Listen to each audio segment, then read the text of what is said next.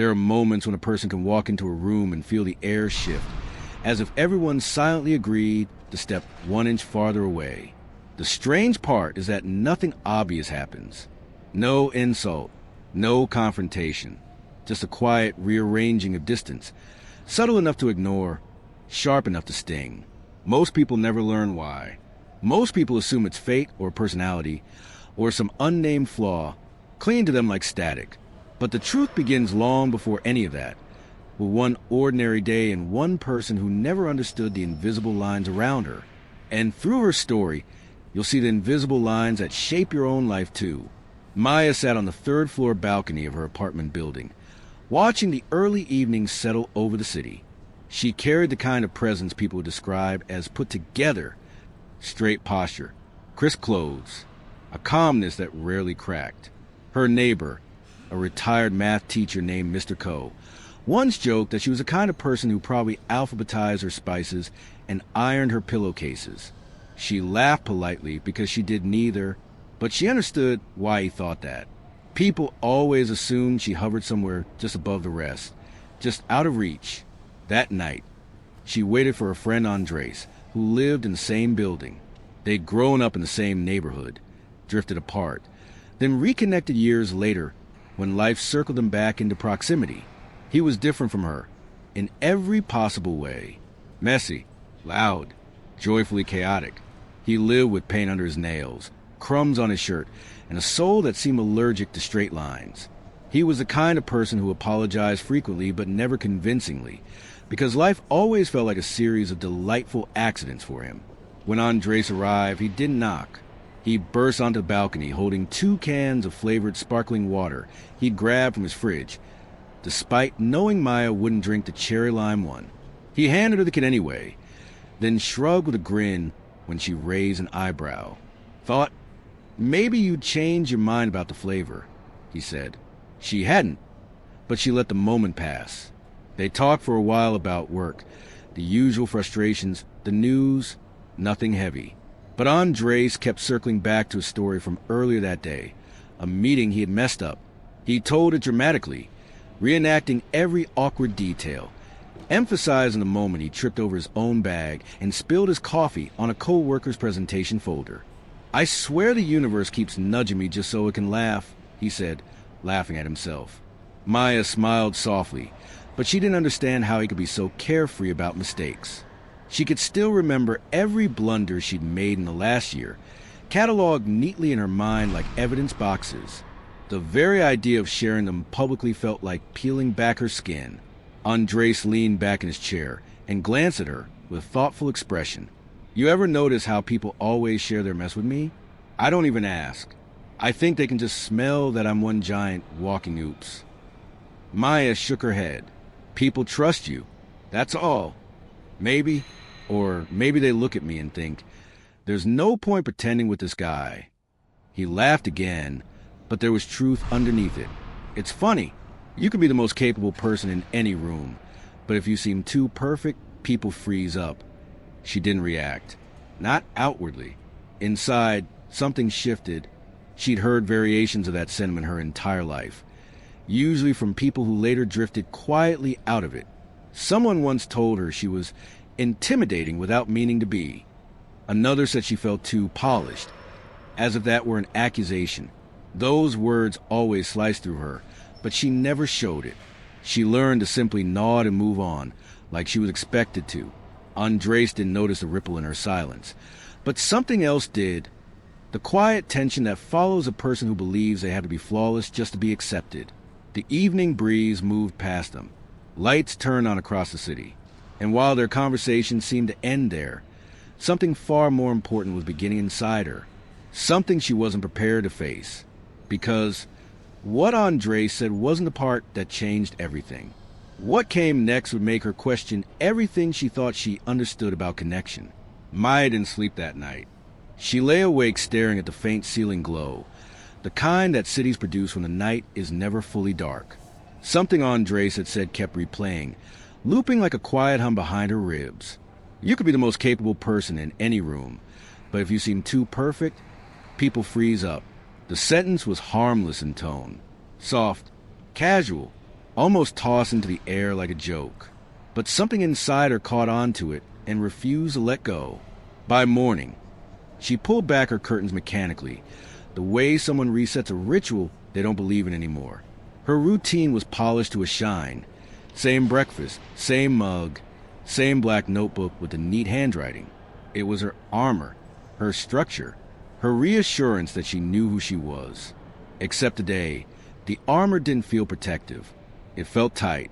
She had barely tied her shoes when her phone buzzed. A message from Andrés. Andrés. Hey, do you mind if someone joins us tonight on the balcony? She's new in the building. Chill person. Thought it'd be good vibes. Maya stared at the screen. Someone new? Someone she had never met? Someone who would be introduced to her through Andrés. The human hurricane with crumbs on his shirt? JJJ. Her instinctive reaction was resistance. No, not today. Not when she felt fragile on the inside and overly polished on the outside. But she typed, sure. She regretted it instantly, but the message was sent. That evening, as the sky softened into its bluish pre-night haze, Maya opened her balcony door to find Andrés already there.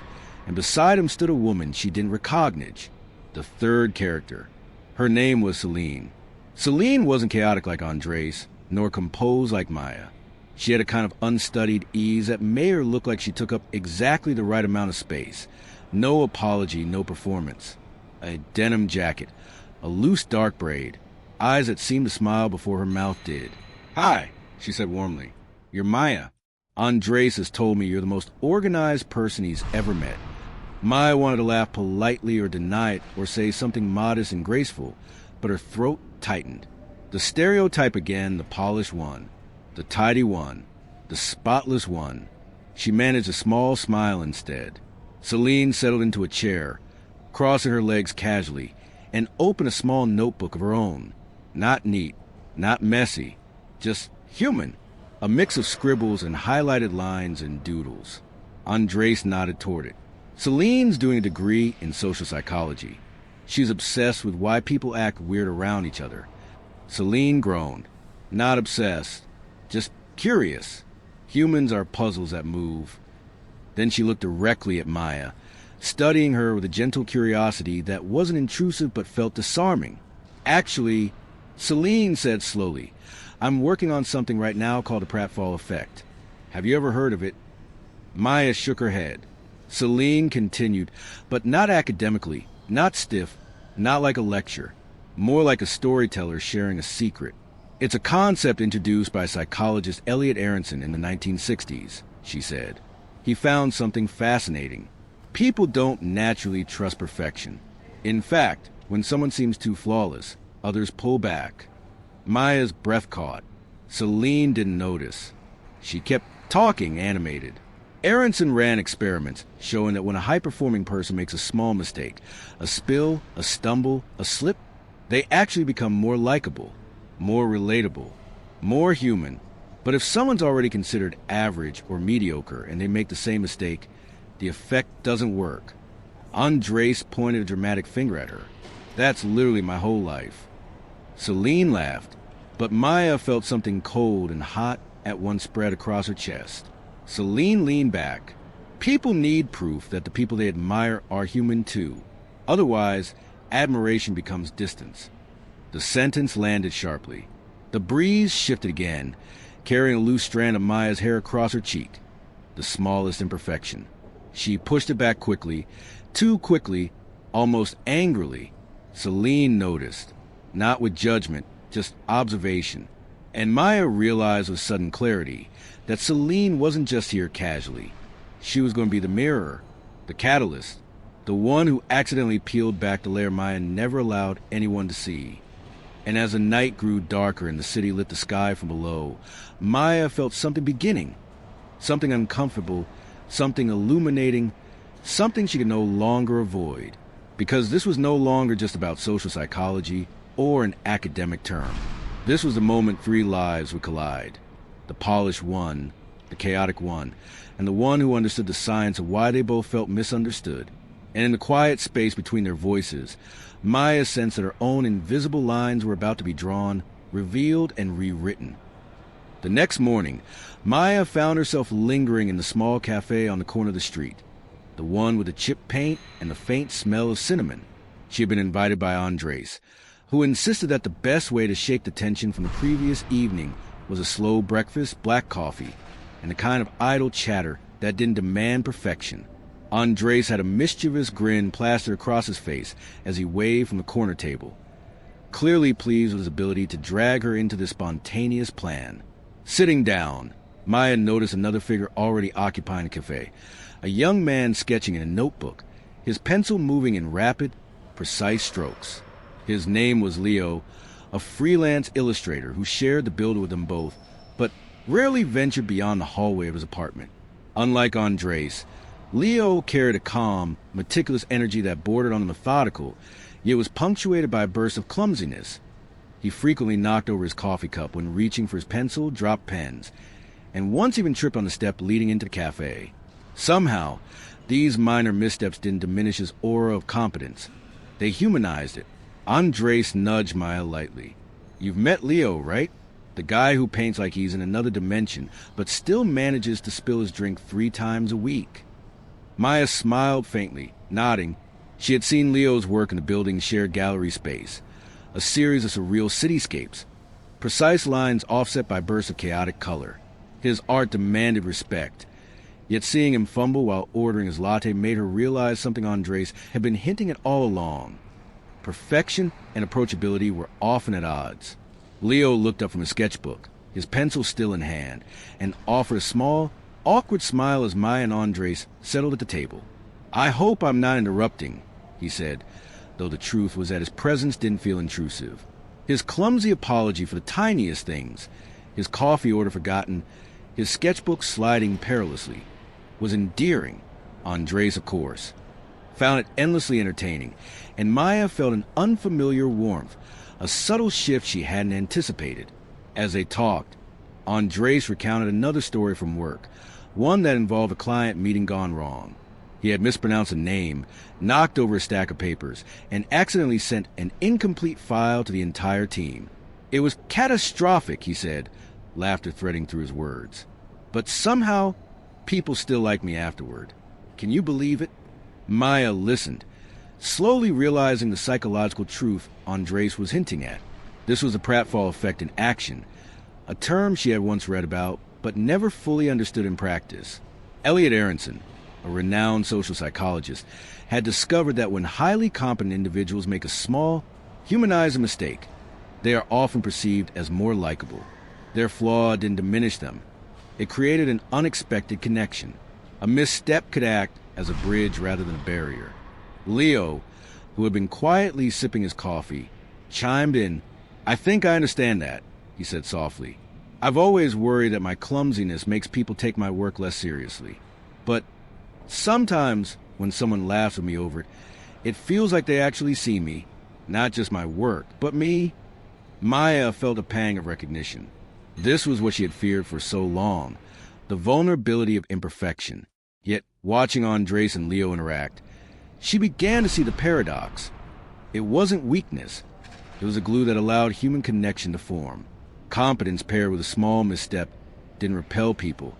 It invited them in gently and almost imperceptibly. Hours passed, the cafe filling with the muted hum of conversations and the occasional clink of cups. Andrés and Leo shared more anecdotes, each marked by minor blunders in the laughter or understanding that followed. Maya remained quiet at first, observing, cataloging the subtle social shifts that took place in real time. She began to notice how even she herself was drawn toward the two men, not because of their perfection, but because of their willingness to reveal the small, fragile cracks that made them real. By the time they left the cafe, the morning had given way to a bright afternoon, the sunlight spilling across the street in uneven, shifting patterns. Maya realized something profound. The distance she had often felt from people wasn't a reflection of her flaws or theirs. It was a matter of visibility, of who dared to show their imperfections without fear. And in that quiet revelation, she found herself eager to test the theory. Not with grand gestures, but with the simplest, most human acts, a laugh at her own mistake, a shared story of awkwardness, an honest smile. As they walked back toward their building, Maya glanced at Andrés and Leo, noticing how effortlessly they had navigated their flaws in the social space. She felt something stirring inside her, a curiosity, a willingness, and perhaps a quiet hope that she too could invite connection by simply being human. And yet, just as this thought settled, an unexpected interruption appeared on the street ahead. A stray dog darting across their path, causing Andrés to stumble and spill his water. The moment was fleeting, chaotic, and utterly human, and it would set in motion a chain of events that none of them could have predicted, forcing Maya to confront her own perfectionism in ways she had never imagined. The dog disappeared as quickly as it had appeared, leaving behind a trail of dripping water and startled pedestrians. Andrés stood frozen for a moment, glancing at his soaked shirt and the crumpled water bottle in his hand. Leo chuckled softly, careful not to draw too much attention to the moment, but Maya felt a familiar tightness in her chest, a tension she recognized as a reflexive anxiety of perfectionism. "I can't believe this," Andrés muttered, shaking the water from his hands. "1 second, I'm walking normally, and the next disaster." Leo shook his head, smiling faintly. "Don't worry, it's endearing." Maya blinked, caught off guard. Endearing? She had spent years hiding the smallest missteps, polishing every word, every movement, every glance, because the thought of appearing flawed had always felt like social suicide. And yet, here were two people treating clumsiness not as a weakness but as a connection point. Andrés, who laughed at himself instinctively, and Leo, whose minor stumbles were met with amusement rather than judgment. As they resumed walking toward the building, Maya noticed something subtle happening among the people around them. Strangers who might have ignored them, or even subtly recoiled from a perfectly poised figure, now glanced with mild amusement or smiled at the shared chaos. Even the barista from the cafe, who had witnessed Andrés' earlier antics, waved and laughed when she saw the water spill, nodding knowingly. Maya realized, almost in slow motion, that this was a Pratfall Effect unfolding right before her eyes. Elliot Aronson had demonstrated decades ago that a competent person who made a minor blunder was often perceived as more likable than someone flawless. The misstep humanized them, made them approachable, and invited subtle empathy. It wasn't just the public experiments or controlled studies. It was happening in real life, with real people she cared about, and she could feel it weaving into the social fabric around them. "See," Andrés said, catching her glance. "I told you, people respond better to mistakes than perfection. Look at Leo." He knocks over his coffee weakly. "And yet here we are, laughing and connecting." Leo, holding his sketchbook carefully to avoid another mishap, nodded. "It's strange, isn't it? Our errors, the things we try so hard to hide, end up being the very things that draw people close." Maya exhaled slowly. She had always believed her meticulous composure was her shield, the only way to protect herself from rejection or judgment. But now she could see how it had also kept her distant from genuine connection. The people who seemed warm and inviting weren't perfect. They were human, flawed in ways that invited empathy and trust. As they approached the building, Maya found herself laughing quietly when Andrés tripped slightly on the curb, catching himself just before complete fall. Leo made a small exaggerated gasp, and Andrés threw a playful glare at him. Maya felt an unexpected surge of joy, a recognition that being witnessed in imperfection, rather than hiding from it, could be freeing. Later, in the lobby of the apartment, they paused by the elevator. Andrés leaned casually against the wall, his grin infectious despite the earlier mishaps. "It's funny," he said, "how one spill, one stumble, can make people like you more. Makes you wonder why we spend so much energy pretending to be perfect all the time." Maya watched him, and then Leo, who was quietly sketching a quick scene of the spilled water and laughing faces. For the first time in a long while, she wondered what might happen if she allowed herself a similar vulnerability. Could she let a tiny imperfection show and see if the world responded not with judgment, but with connection? Before she could articulate the thought, the elevator arrived, and they stepped in together. The reflection in the mirrored doors caught Maya's attention. She saw herself, standing next to Andrés and Leo, three figures in imperfect motion, laughing at small mishaps, connected in a way she had never allowed herself to be before. And then, as the doors closed, a small, almost imperceptible thought settled in her mind. Maybe the distance she had always felt wasn't about others rejecting her. Maybe it was about the walls she had built, and how the courage to show a little crack, just one small human mistake, might be the key to letting people in. But as the elevator ascended, a soft vibration shook the car, making Leo jolt and nearly drop his sketchbook. Andrés burst into laughter, the sound echoing off the mirrored walls, and Maya couldn't help but join him. It was a shared, human moment, a reminder that connection was messy, unpredictable, and beautiful. And that was only the beginning.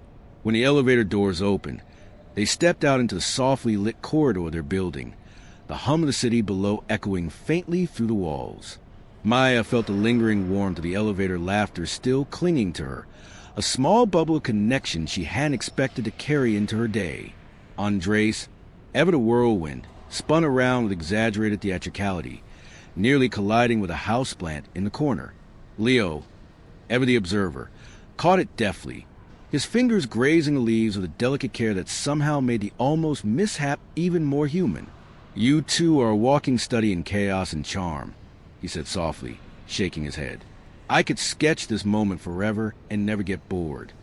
Maya couldn't help but smile. She noticed, as she often did, how different people reacted to small, imperfect moments. There was something compelling about watching Andrés' mistakes, the way he leaned into them, embraced them, and invited laughter instead of shame. And Leo, so meticulous, so careful, who allowed himself those little moments of clumsiness to break the tension and make the space feel alive. He realized then that human connection wasn't about flawless execution. It was about exposure. Imperfection was a language everyone understood, even subconsciously. And there, in the quiet moments between steps and gestures, she saw the subtle psychology behind it. The Pratfall Effect. Elliot Aronson had conducted experiments decades ago, demonstrating that highly competent individuals who committed minor blunders were often viewed as more likable than those who remained perfectly composed. The principle was counterintuitive. Perfection intimidated, but imperfection invited. It created a bridge, a subtle, almost invisible bridge, that invited empathy and trust. Maya remembered her own meticulousness, the careful cataloging of her errors in private, the constant effort to hide her flaws. She had believed that control was safety, that composure protected her from rejection. But seeing Andrés stumble through life with abandon, laughing at himself, and Leo's gentle clumsiness in contrast to his mastery of art, she felt the theory take root in a tangible, living way. As they reached the rooftop garden, sunlight spilling over the city skyline, Andrés kicked off his shoes and sat cross-legged on a wooden bench. "You know," he said, stretching lazily, "I think people secretly crave chaos in small doses. Not the destructive kind, but the real, messy human kind. Spilled coffee, wrong words, a stumble. It makes us remember we're all in this together." Leo nodded, setting his sketchbook beside him. "Exactly. Even in work, in social settings, people are drawn to authenticity. A tiny slip, nothing catastrophic, can make someone approachable. It's the psychological equivalent of a handshake, without words." Maya absorbed it quietly. She had often felt invisible, as though the polished surface she maintained created an unintentional barrier. Now she began to see a different path, a willingness to show herself, to allow a minor mistake, a stumble, or even a small quirk to exist in the world as a form of silent invitation. And yet, as she contemplated this, Andrés leaned back and accidentally kicked over a small potted plant, sending soil spilling across the wooden deck. Both Leo and Maya gasped, but Andrés only laughed, scooping the dirt up with his hands and smearing across his pants. "Well," he said, grinning, "guess I'm adding a new look to my outfit today." Maya laughed softly, feeling her own tension release. She realized then that these moments of minor blunders, the spilled coffee, the tripped steps, the smudged sketches, were not failures. They were the glue that made people human to one another. They were invitations, subtle and invisible, for connection. Leo, watching Andrés, added quietly, "It's fascinating. People subconsciously register competence, yes, but when it's paired with small vulnerability, they respond with warmth. It's science and action, but also life unfolding naturally. Maya glanced at the two men, feeling a new curiosity stir within her. Could she try this herself? Could she risk allowing a small imperfection to slip through her polished exterior and see what happened? Before she could test it, Andrés leaned toward her, mock seriously pointing at a small paint stain on her sleeve, proof, he claimed, that even she was human. Maya felt a rush of heat to her cheeks, a mixture of embarrassment and liberation.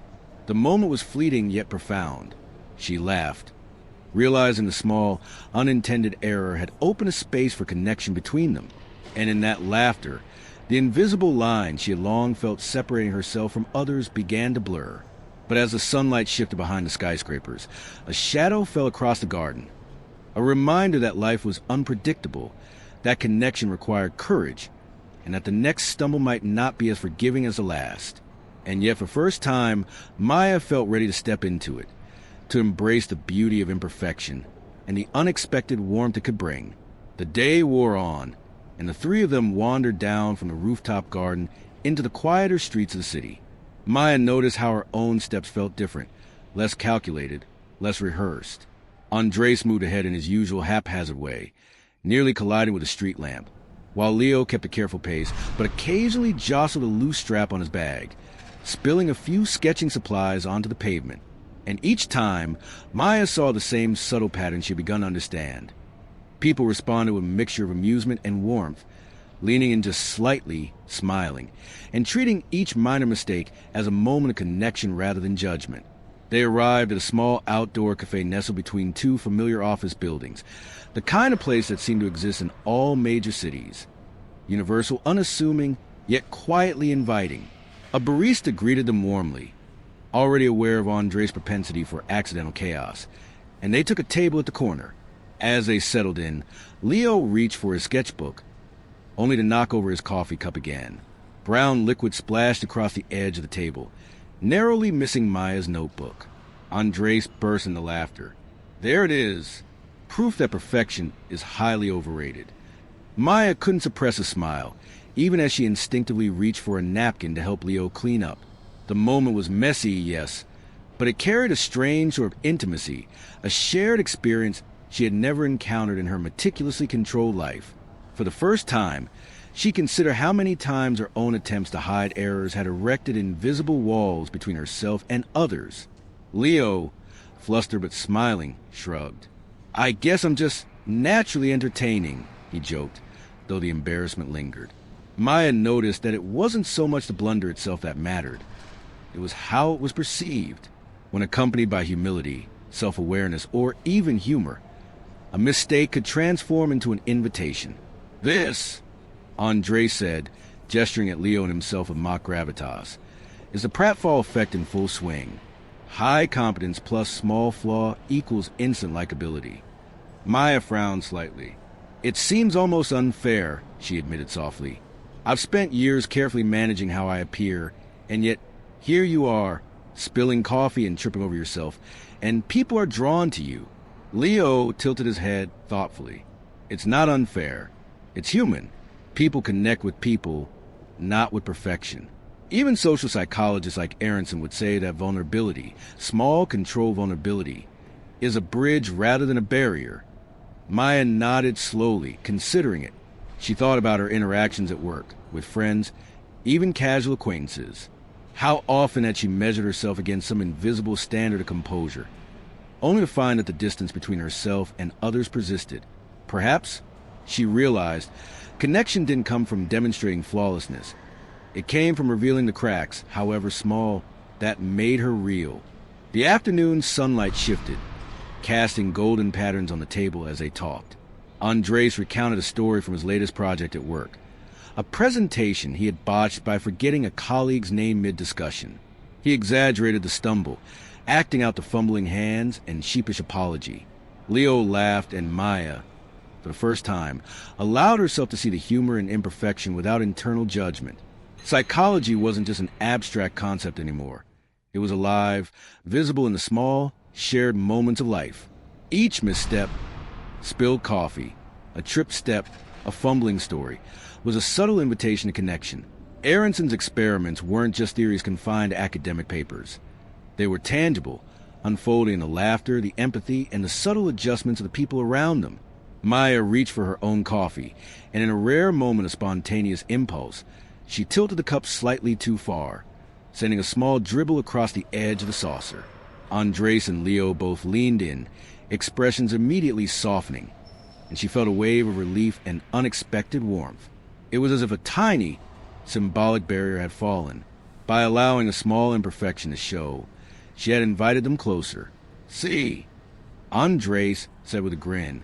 "It's magic, or science, or both." Leo laughed quietly, shaking his head. "It's life. Flawed, messy human life." Maya sat back, absorbing the moment. For once, she didn't feel the weight of scrutiny pressing down on her. She didn't feel the invisible judgment she had spent years anticipating. Instead, she felt seen, not just for what she could control, but for what she couldn't. For the first time, she realized that perhaps the secret to bridging distance wasn't imperfection at all. It was in allowing the human, imperfect self to be witnessed and accepted. And yet, just as she leaned back and let herself breathe, a sudden gust of wind swept through the cafe, tipping Leo's sketchbook and scattering loose sheets across the table. Andrés lunged to catch them, knocking over his own water cup in the process. Maya couldn't help but laugh aloud, the sound mingling with theirs, carrying a strange, liberating sense of freedom. It was messy, chaotic, and utterly human. And Maya knew deep down that the lessons of the day were only beginning to take hold.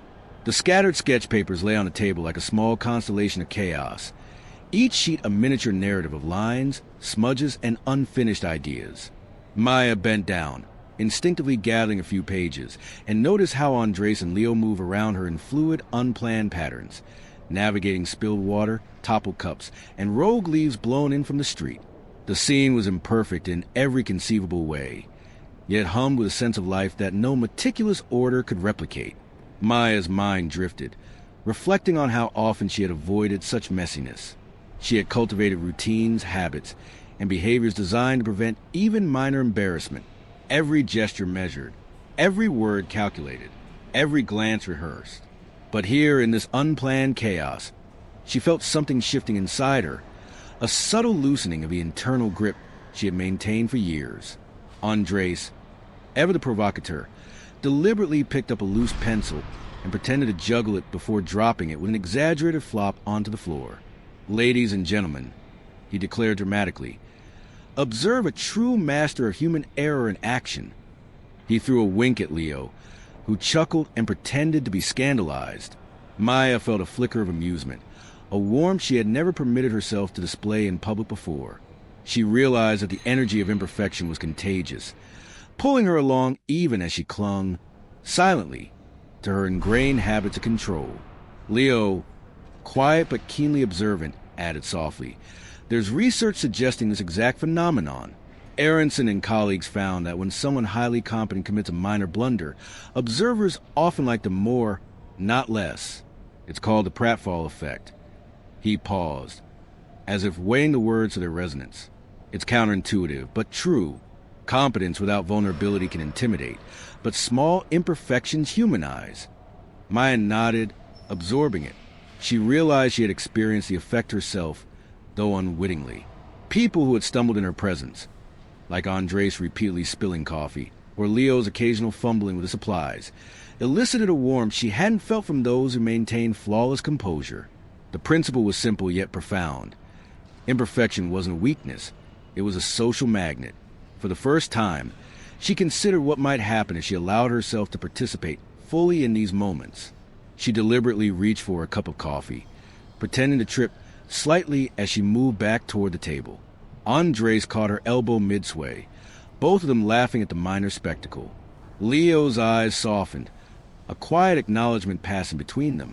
In that brief, accidental moment, Maya felt an invisible wall crumble, and with it, the familiar distance she always maintained from others.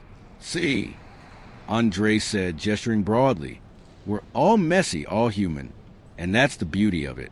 Show a little flaw, and suddenly, the world feels closer." Maya smiled, letting herself be drawn into the simplicity of the truth. She had spent decades believing that perfection equaled acceptance. Yet here, in this mundane afternoon marked by spills, stumbles, and laughter, she understood something deeper. Connection was not earned by flawless execution. It was invited through shared humanity. The cafe itself seemed to mirror the lesson. A child nearby accidentally knocked over a chair, apologizing with wide eyes, and surrounding patrons responded with gentle reassurance rather than annoyance. A couple spilled their ice cream while laughing together, earning smiles rather than judgment. Maya saw the same principle reflected everywhere. Competence paired with minor vulnerability made people relatable, approachable, and ultimately more memorable. As they left the cafe, the three of them walked side by side, the rhythm of their steps uneven, unpredictable, yet harmonized in its imperfection. Andrés tripped on a loose stone and nearly collided with a lamppost. Leo laughed at the spectacle, and Maya, surprisingly unself-conscious, offered him a helping hand with a small stumble of her own. In that shared series of stumbles, Maya began to realize the deeper implication of the Pratfall Effect. It was not just about being liked. It was about being seen. Imperfections, when revealed, carried the power to draw others into an authentic space where judgments fell away and empathy took root. And as they reached the edge of the park, the sun dipping behind the buildings, a soft wind carrying the sense of early evening, Maya felt a quiet resolution settle inside her. For the first time, she understood that the invisible lines she had once felt separating herself from others were not permanent walls. They were invitations waiting for the courage to stumble across them. But life, as always, had a way of testing lessons as soon as they were learned. Just as Maya allowed herself to relax, a sudden jogger swerved past them on the path, sending Andrés flailing backward and causing him to bump into Maya. She stumbled, catching herself on Leo's shoulder, and in that instant, the three of them laughed together, not mockingly, but in full awareness of their shared humanity. The moment was fleeting yet profound, and Maya knew, in the marrow of her being, that the real journey of embracing imperfection and the connections it invited was only beginning. The evening had deepened into a gentle twilight, and the city lights flickered on like scattered fireflies across the skyline. Maya, Andrés, and Leo wandered toward a small, universally familiar square in a hard city, a place that felt neither new nor foreign, but somehow shared by everyone who ever needed a pause from the daily rhythm. The square was alive with subtle chaos. Street performers juggling, a dog barking in the distance, and the faint clatter of dishes from nearby cafes. Imperfection thrummed through the air, invisible yet palpable. Maya's steps felt lighter than they had in years. She was no longer calculating every movement, every gesture. For the first time, she let herself exist within the unpredictability, allowing her presence to mingle with Andrés' exuberant energy and Leo's careful attentiveness. Yet, even as she embraced the warmth of imperfection, a quiet fear lingered. What if her attempt to humanize herself failed? What if people saw her flaws and recoiled rather than leaned in? Andrés, as if reading her thoughts, bumped into a street lamp. Deliberately or not, it was hard to tell, and spun around with mock outrage. "Ah, the universe conspires against me again," he declared, shaking his fist at the evening sky. The people around him glanced briefly, smiled, and went about their business, showing no real irritation. Leo, ever the observer, shook his head but couldn't hide a smile. Maya felt a small thrill. It was a thrill of participation, the subtle joy of allowing herself a minor misstep in public, watching how it rippled through social space. She tried a quiet experiment. As they walked past a group of tourists, she stumbled lightly over the uneven pavement, letting her bag slip slightly from her shoulder. Andrés caught it in an exaggerated swoop, and she laughed at herself, a sound free of self-judgment. The tourist smiled at the shared human moment, offering brief nods of recognition. In that tiny gesture, Maya felt a shift. Her actions, minor as they were, had invited warmth rather than distance. It was a Pratfall Effect in action, alive outside the confines of research papers or hypothetical examples. Competence paired with vulnerability, she realized, created subtle magnets for connection. Leo watched her quietly, then spoke, voice low and reflective. "What's interesting," he said, "is that this isn't just about being liked. It's about visibility. Small imperfections make people pay attention to who you really are beneath the polished surface." Aronson called it paradox. Your likability increases when your flaws are visible, but only if you maintain underlying competence. You're not being clumsy for clumsiness' sake. You're being human in a controlled way. Maya absorbed the thought as they approached a small fountain at the center of the square. Andrés, ever reckless, leaned too close to the water's edge and almost toppled in, only to catch himself with an absurdly exaggerated leap. Leo laughed quietly, jotting a few observations in his sketchbook, while Maya, for the first time in years, allowed herself to simply watch and breathe. She realized how much energy she had wasted striving for an unbroken veneer of perfection. Every perfectly measured step, every carefully chosen word, had built distance rather than intimacy. Now, in the space of shared mishaps and laughter, she could feel walls dissolving, not just between herself and her friends, but within herself as well. A young street performer tripped on a loose stone nearby, dropping a set of juggling balls. The crowd didn't gasp or recoil. They laughed with gentle amusement, some even stepping forward to offer assistance. Maya felt an echo of recognition. Connection was rarely born from flawless performance. It was born in vulnerability, in the courage to reveal small flaws, and in the willingness to respond with grace to others' imperfections. Andrés, noticing her quiet observation, nudged her shoulder playfully. See? The world loves a little chaos. Don't fight it, lean into it. Maya's laugh was soft, unguarded, a sound she hadn't heard from herself in a long time. She glanced at Leo, who smiled knowingly, and then at Andrés, who was mid-apology for another minor stumble. And in that moment, she understood something profound. Connection wasn't something to be earned through flawless performance. It was something to be invited through shared imperfection, visible vulnerability, and subtle humanity. As the fountain's water glimmered under the streetlights, Maya felt a quiet anticipation. She wasn't entirely sure what the next moment would hold. Another stumble, a misstep, an accidental laugh. But she felt ready to participate fully, to risk minor embarrassment, and to witness the subtle, invisible bridges those moments created. Because in life, she realized it was the small human errors, the pratfalls, both literal and metaphorical, that drew people in. And tonight, she was beginning to see herself as part of that pattern, not apart from it. The night had settled fully over the city, and the streets, once busy with hurried footsteps, had grown quieter. The glow from street lamps painted long, soft shadows across the pavement. Maya walked alongside Andrés and Leo, feeling an unfamiliar sense of openness, like the walls she carried for years were thinning layer by layer. She had begun to see imperfection not as danger, but as a subtle invitation, a way to bridge distance between herself and others. They arrived at a small late-night bookstore, the kind that felt familiar in any city, with warm amber lights and shelves teeming with the scent of paper and ink. Andrés pushed the door open and immediately tripped over the threshold, sending a small stack of books tilting precariously. He caught them just in time, juggling with comical exaggeration, and then laughed at his own display.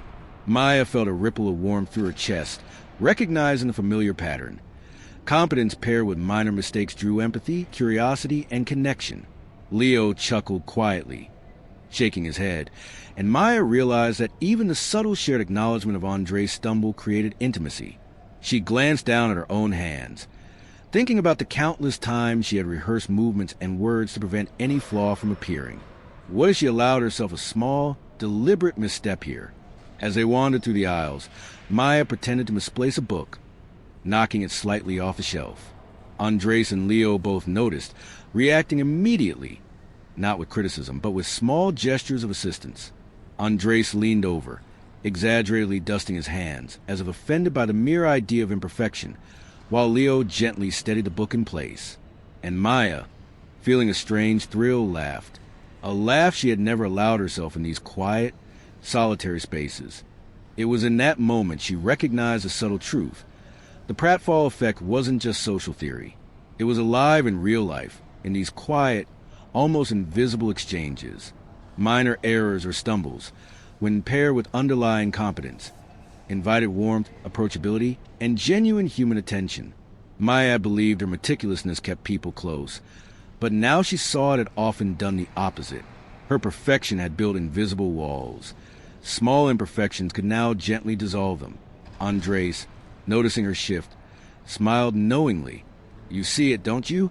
The tiniest misstep can open a door. We don't even realize it. We just respond. Maya nodded. It's strange, she admitted softly. I've spent years avoiding mistakes, thinking they would make people like me less. But now, watching you and Leo, I see that it's the opposite. Small flaws make us human. They invite connection. Leo, sketchbook in hand, added quietly, "It's why Aronson's research is so fascinating. Humans are wired to respond to vulnerability, just a little. It's not about chaos or failure. It's about signaling that we're approachable, that we're real. When someone is perfect all the time, it can intimidate, even repel. But a controlled stumble? That's magnetic." Maya glanced at Andrés, who had just dropped a bookmark between two shelves and retrieved it with a flourish. He grinned at her, his eyes twinkling with mischief and the effortless joy of imperfection. Maya felt her own tension ease. She realized she didn't need to orchestrate her entire life perfectly. She could allow small mistakes, laugh at them, and watch as others leaned in, not away. As they moved to the checkout counter, Maya accidentally knocked over a small stack of postcards. The clerk, far from irritated, chuckled and helped her rearrange them. Maya laughed along, feeling a sense of relief wash over her. Each minor stumble, her own, Andrés, Leo's, was an invisible bridge, connecting them not only to each other but to the world around them. By the time they stepped back onto the quiet street, the city felt warmer, somehow closer. Maya walked with new awareness, noticing the subtle ways imperfection created intimacy, the small gestures that made strangers pause and smile. She had begun to understand profound truth. The secret to connection wasn't flawless competence, but the courage to reveal humanity in small, deliberate doses. And as they passed a dimly lit fountain, Andrés stumbled once more, brushing Maya lightly with his shoulder in apology. She smiled, no longer uncomfortable, and realized something crucial. Life was full of minor collisions, stumbles, and mistakes, and each one was a chance to connect, to be seen, and to invite empathy. The night was far from over, but Maya knew that this quiet, imperfect dance, the dance of human error paired with competence, was only beginning to reveal its lessons. She was ready to step fully into the world of pratfalls, small mistakes, and authentic connection, knowing that each one was a doorway to something deeper. The city had quieted almost entirely now, leaving only the soft hum of distant traffic and the occasional footsteps echoing against the pavement. Maya felt the night differently than she ever had before. Not measured, not calculated, but alive with the small unpredictabilities that had so often frightened her. She walked between Andrés and Leo, observing how effortlessly they moved through moments of minor chaos, how stumbles became shared jokes, and how laughter became a bridge rather than a barrier. "I think I understand it now," Maya said quietly, almost to herself. Andrés glanced at her with a raised eyebrow, a smirk playing on his lips, while Leo merely tilted his head, curious. "Understand what?" Andrés asked, leaning casually against a lamppost. "The Pratfall Effect," she said. "It's not just about being likable. It's about being seen. And maybe even about seeing yourself differently. When I let myself stumble a little, people, they don't recoil. They lean in, and I don't recoil either." Leo nodded, closing his sketchbook. "Exactly. Controlled vulnerability invites connection. Aronson studies demonstrated that when competent individuals show minor flaws, they often become more approachable, more relatable. It's counterintuitive, but deeply human." Maya paused, considering. "I've spent decades hiding mistakes, rehearsing composure. And yet, every time I see you both make blunders, I feel relief, freedom, like the world isn't just a series of judgments." Andrés laughed softly, brushing his hands over his untidy shirt as if it were a badge of honor. "Freedom, huh? Yeah, that's one way to put it. Another way, people love to watch the world stumble a little. It makes them feel alive, connected, human. And if you're already competent, bonus points. You become magnetic." They turned a corner into a quiet pedestrian alley, universally recognizable yet intimate, bathed in the golden glow of a single overhead light. Here, Maya made a conscious decision. She deliberately let her foot catch on a slight edge of the pavement, stumbling just enough to draw their attention. Andrés lunged to steady her, exaggerating the motion with a playful grin, while Leo tilted his head in quiet amusement. The moment, so simple and small, carried a profound weight. Maya felt her own tension dissolve. She realized that her carefully constructed perfection had not earned connection. It had built distance. And now, each minor imperfection she allowed herself became a doorway, an invitation, a subtle signal to the world that she was human. "See," Andrés whispered, leaning close as they walked. "It's working. Every little stumble, every awkward moment, it's building bridges you didn't even know existed." Maya smiled, a smile that felt unforced and entirely new. She realized that the Pratfall Effect wasn't a gimmick. It wasn't a trick to be performed or calculated. It was a quiet, living principle. The art revealing humanity in small, controlled ways to create intimacy and trust. Leo, ever the observer, added softly, "And notice, people don't just respond to mistakes. They respond to authenticity. Competence alone can intimidate. Imperfection alone can confuse. But together, they create relatability. That's the magic." Maya nodded slowly, feeling the weight of the insight settle deep inside. And in that quiet, dimly lit alley, she made a decision.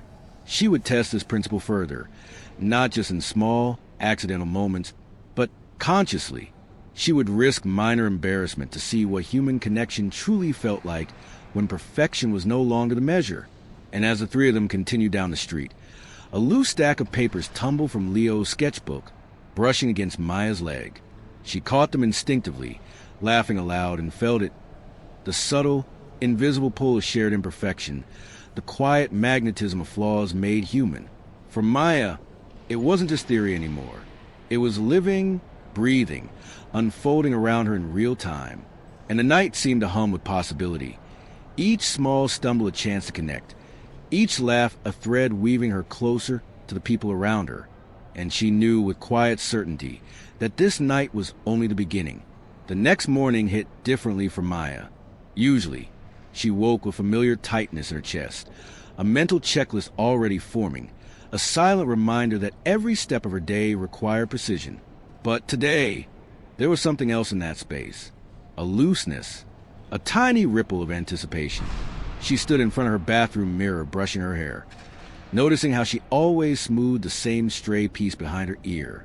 A reflex, an old ritual. She paused, watching her reflection with the fresh suspicion of someone about to test a new limb she hadn't realized she had. Maybe perfection had been her armor, but maybe it was also her cage. The day ahead would test this theory. At her office, an open-floor workspace illuminated by tall, city-facing windows, Maya moved carefully, aware of how people looked at her. They always saw the same thing, poised, polished, unfaltering Maya. The Maya who never arrived late, never wrinkled her clothes, never stumbled over her sentences, never misplaced a folder. First place. And today, that image felt unbearably tight around her. She took her seat at the long communal table, where three colleagues were chatting. Normally, when she walked in, the air tightened just a little. Conversations clipped into shape. People straightened their posture. She hated that. Hated how she unknowingly orchestrated that shift. Today, she tried something different. She unpacked her bag and deliberately let one pen roll across the table and drop to the floor with a soft clatter. It startled her more than anyone else. One of her colleagues, Nadia, looked up. "Hey, you good?" Maya nodded and reached down for the pen, resisting the instinct to blush or over-explain. "Yeah, just clumsy today." Something unspoken loosened around the table. The others resumed their conversation, but this time they didn't stiffen. Their shoulders stayed relaxed. One co-worker even laughed softly before turning to her coffee. It wasn't dramatic. Nobody applauded. No one gasped. But the room felt warmer. She felt less like a statue and more like a participant. Later that morning, a small team meeting gathered in the central glass-wall conference room. Maya stood at the front, preparing to present a quarterly report she'd worked on for weeks. This was her realm, organized, structured, safe. Yet the memory of Andrés and Leo lingered like a gentle hand on her shoulder. In the middle of her presentation, when she switched slides, she accidentally clicked too fast and skipped ahead 2 frames. The room prickled. Everyone's eyes flicked to her. A familiar spike of panic shot through her, ancient, automatic. But instead of freezing into the rigid mask she wore her entire adult life, she let the tiniest breath escape her. "Guess I'm outpacing my own presentation," she said lightly. The room chuckled, not politely, but genuinely. One person murmured, "Mood," under their breath. People leaned in, literally. The distance she always felt, those invisible inches Andrés teased her about, evaporated. She finished the presentation with a steadiness that surprised even her. Afterward, as people filed out, Nadia touched her elbow. "You know, I didn't realize you could be funny." Maya blinked. "Funny? Yeah, you always seem so controlled. I think I like this version better." It wasn't unkind. It wasn't even critical. It was honest, human, soft enough to land without bruising. Back at her desk, Maya considered what this meant. She wasn't becoming someone different. She was simply removing the invisible lacquer, coating her every move. During her lunch break, she stepped out into a familiar walkway near the office, a universally recognizable stretch between tall buildings, where sunlight filtered in narrow, warm stripes. She texted Andrés a quick note. "Maya, tried your be human on purpose approach today." Andrés, "And? Did the universe collapse? Did you trip into a dimension full of talking raccoons?"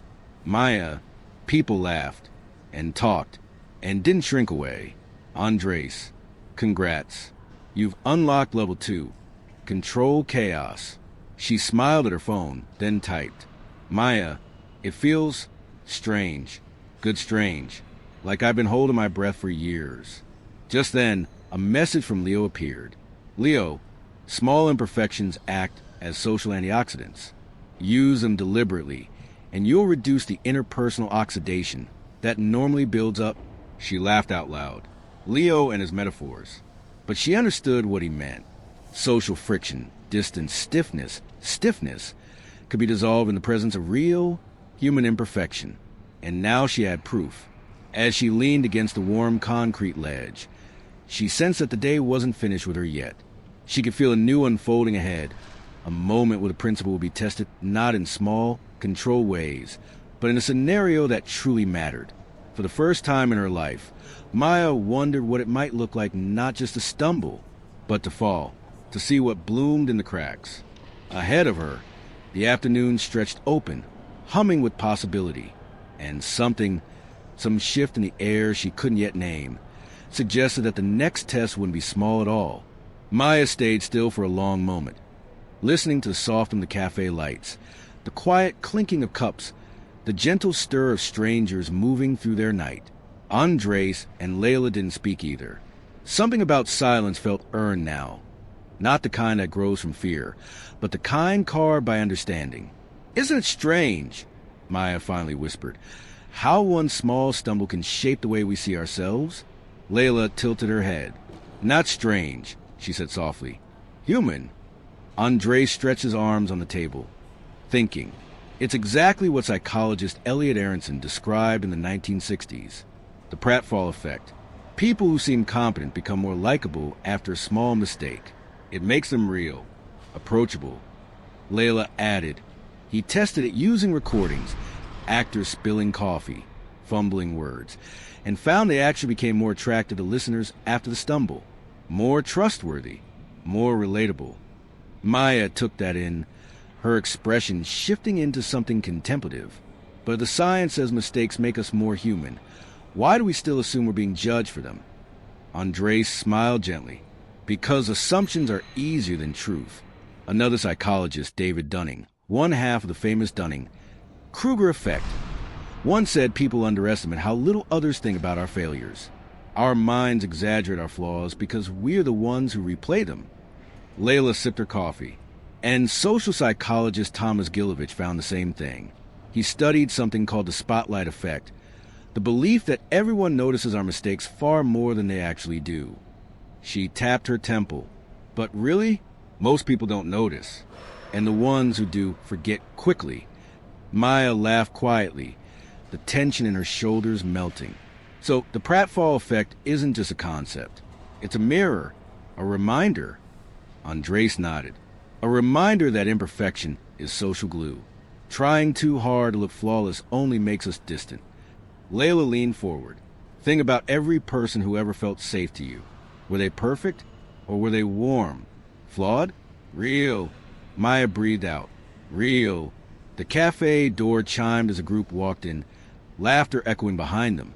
There was something freeing in the sound. Messy, imperfect, natural. Life didn't happen like a script. Life spilled. Life stuttered. Life faltered in the middle of a sentence and laughed about it. Maya finally reached into her bag and pulled out her phone. The same device that had betrayed her earlier in her mind. The same symbol of the stumble she couldn't let go of before. But now, she opened the email app without hesitation. The message sat there half-written, untouched since the moment she fled the room. Layla raised a brow. You're going to finish it? Maya nodded. I think running from my mistakes was the real mistake. She typed slowly at first, then with confidence. She didn't try to sound perfect. She didn't try to make the error disappear. She simply explained what happened, the slip, the freeze, the panic. And she added a question that her past self would never have dared to write. Would you be open to continuing the discussion? I'm still eager, still curious, still trying. She hit send before fear could protest. Andrés placed a hand on her shoulder. You just practice self-compassion. Layla tapped the table in approval. Kristen Neff, the psychology researcher, calls it the cornerstone of emotional resilience, recognizing your imperfections without letting them define you. Maya sat back, feeling something settle in her chest. Not relief, exactly, but truth. A truth she hadn't known she needed. The cafe lights flickered softly, casting warm shadows around them. A city moved outside. 1,000 imperfect lives unfolding at once. 1,000 people stumbling into conversations, relationships, chance encounters, and new beginnings. Maya stood, gathering her scarf. You know, maybe the distance I always felt from people wasn't because they were pulling away. Layla grinned. Maybe you were the one stepping back. Maya smiled, a real one, gentle and unmasked. Not anymore. And the three of them walked out into the night, the streetlights buzzing above them like dim little suns. There was no dramatic swell of music, no cinematic final shot, no perfect ending. Just three people walking, flawed, warm, alive, into a world that had never demanded perfection from them in the first place. And now she had proof. As she leaned against the warm concrete ledge, she sensed that the day wasn't finished with her yet. She could feel a new unfolding ahead, a moment where the principle would be tested not in small, controlled ways, but in a scenario that truly mattered. For the first time in her life, Maya wondered what it might look like not just to stumble, but to fall, to see what bloomed in the cracks. Ahead of her, the afternoon stretched open, humming with possibility, and some shift in the air she couldn't yet name, suggested that the next test wouldn't be small at all. Maya stayed still for a long moment, listening to the soft of the cafe lights, the quiet clinking of cups, the gentle stir of strangers moving through their night. Andrés and Layla didn't speak either. Something about silence felt earned now, not the kind that grows from fear, but the kind carved by understanding. Isn't it strange, Maya finally whispered, how one small stumble can shape the way we see ourselves? Layla tilted her head. Not strange, she said softly. Human. Andrés stretched his arms on the table. Thinking. It's exactly what psychologist Elliot Aronson described in the 1960s. The Pratfall Effect. People who seem competent become more likable after a small mistake. It makes them real, approachable. Layla added. He tested it using recordings, actors spilling coffee, fumbling words, and found they actually became more attractive to listeners after the stumble, more trustworthy, more relatable. Maya took that in, her expression shifting into something contemplative. But if the science says mistakes make us more human, why do we still assume we're being judged for them? Andrés smiled gently. Because assumptions are easier than truth. Another psychologist, David Dunning, one half of the famous Dunning-Kruger effect, One said people underestimate how little others think about our failures. Our minds exaggerate our flaws because we are the ones who replay them. Layla sipped her coffee, and social psychologist Thomas Gilovich found the same thing. He studied something called the spotlight effect, the belief that everyone notices our mistakes far more than they actually do. She tapped her temple. But really, most people don't notice. And the ones who do forget quickly. Maya laughed quietly, the tension in her shoulders melting. So the Pratfall Effect isn't just a concept. It's a mirror, a reminder. Andrés nodded. A reminder that imperfection is social glue. Trying too hard to look flawless only makes us distant. Layla leaned forward. Think about every person who ever felt safe to you. Were they perfect, or were they warm? Flawed? Real. Maya breathed out. Real. The cafe door chimed as a group walked in, laughter echoing behind them. There was something freeing in the sound, messy, imperfect, natural. Life didn't happen like a script. Life spilled. Life stuttered. Life faltered in the middle of a sentence and laughed about it. Maya finally reached into her bag and pulled out her phone, the same device that had betrayed her earlier in her mind, the same symbol of the stumble she couldn't let go of before. But now, she opened the email app without hesitation. The message sat there, half-written, untouched since the moment she fled the room. Layla raised a brow. You're going to finish it? Maya nodded. I think running from my mistakes was the real mistake. She typed slowly at first, then with confidence. She didn't try to sound perfect. She didn't try to make the error disappear. She simply explained what happened. The slip, the freeze, the panic. And she added a question that her past self would never have dared to write. Would you be open to continuing the discussion? I'm still eager, still curious, still trying. She hit send before fear could protest. Andrés placed a hand on her shoulder. You just practice self-compassion. Layla tapped the table in approval. Kristen Neff, the psychology researcher, calls it the cornerstone of emotional resilience, recognizing your imperfections without letting them define you. Maya sat back, feeling something settle in her chest. Not relief, exactly, but truth. A truth she hadn't known she needed. The cafe lights flickered softly, casting warm shadows around them. A city moved outside. 1,000 imperfect lives unfolding at once. 1,000 people stumbling into conversations, relationships, chance encounters, and new beginnings. Maya stood, gathering her scarf. Maybe the distance I always felt from people wasn't because they were pulling away. Layla grinned. Maybe you were the one stepping back.